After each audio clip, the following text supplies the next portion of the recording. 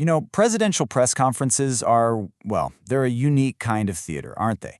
They're this wild mix of policy, personality, and just pure political performance. But what happens if you strip away all the noise? That's exactly what we're going to do today. We're going to deconstruct one of the most intense press conferences in recent memory. Not to judge it, but just to understand it. We'll break it down theme by theme to see exactly how a very specific narrative got built one claim at a time. So let's get into it. Okay, before we even get to the policy, we have to talk about the tone. This quote, which was directed right at a reporter, wasn't just some fleeting moment of frustration. Oh no, it was pretty much the baseline for the entire event. This wasn't your typical Q&A, it was a confrontation. And that confrontational vibe is so important because it really set the stage for a series of incredibly bold claims and direct challenges, not just to the press, but to the entire world. All right, the first big theme of the press conference was the conflict with Iran. But here's the thing, it wasn't presented as an ongoing struggle.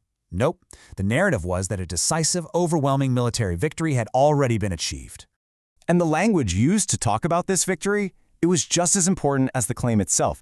Words like obliterated and decimated, they were used over and over again. This isn't the careful, measured language you'd expect from a diplomat. This is the language of total, undeniable dominance. The whole point was to leave zero room for doubt. Iran's military, according to this story, was just not a threat anymore.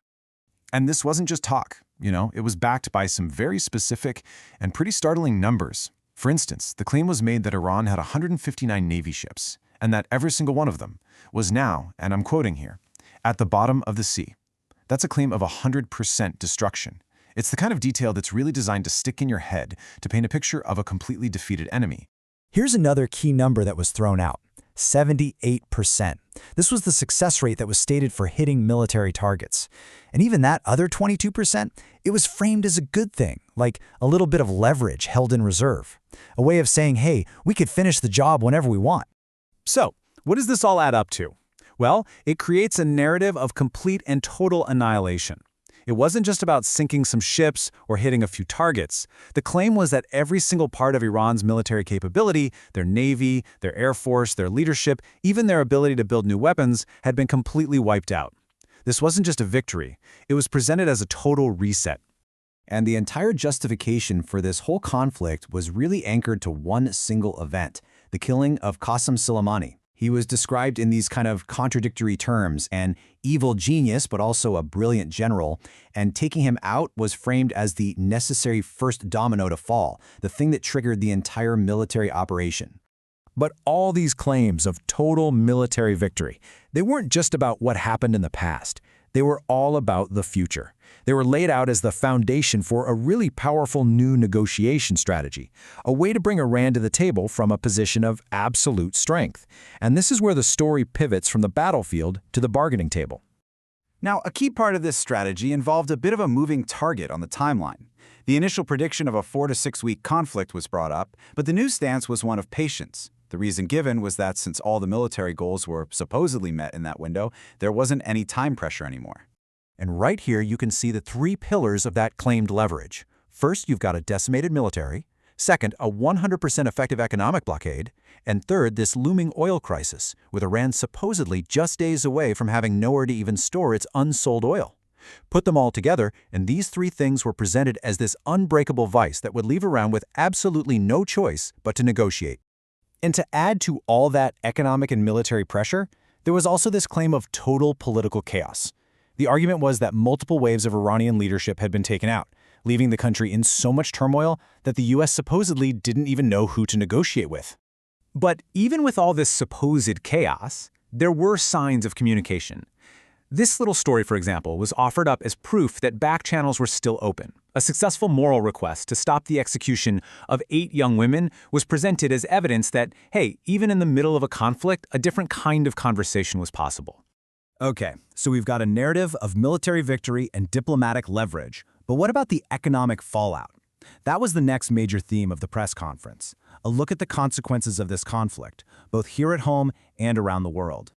So interestingly, the former president actually started by bringing up his own pessimistic forecast. He said that he personally expected the stock market to take a pretty big hit, like a drop of 20 to 25%, and that it was just a necessary cost of the military action.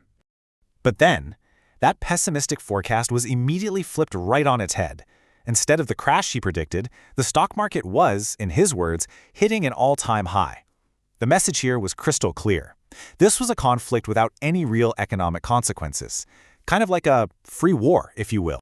And we saw a really similar contrast with oil prices. The expectation was this huge spike, maybe up to $200 a barrel, but the claimed reality was a much more stable price, which was directly attributed to America's own massive domestic oil production, insulating it from those global shocks.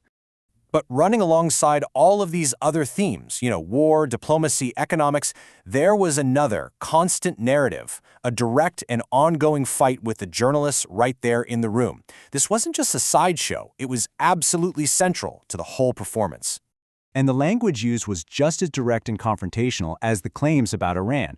Reporters and their news organizations were attacked and dismissed over and over again.